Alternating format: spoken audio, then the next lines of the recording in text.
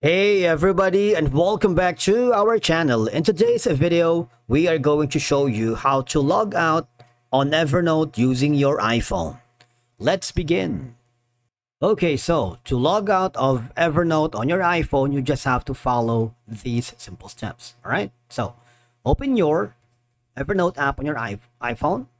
I want you to tap the profile icon on the top left corner. You see that? I want you to click on it.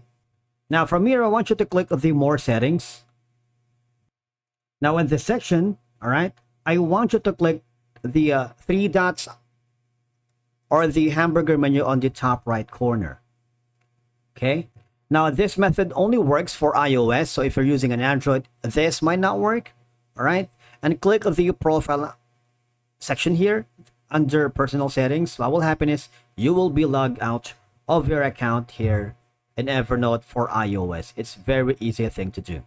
And again, for you to be able to log in to your Evernote account on your iPhone, you can use any of the following. All right.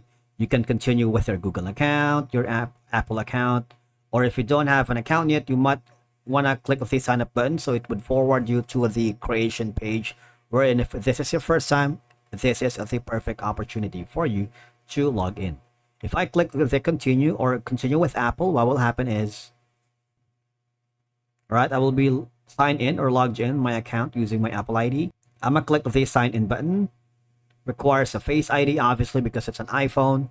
All right, logging in and click on done, and we're back in the business using the Evernote here on iPhone. All right, and that's it for today's video. Thank you so much for watching, guys. We will see you again in the next one.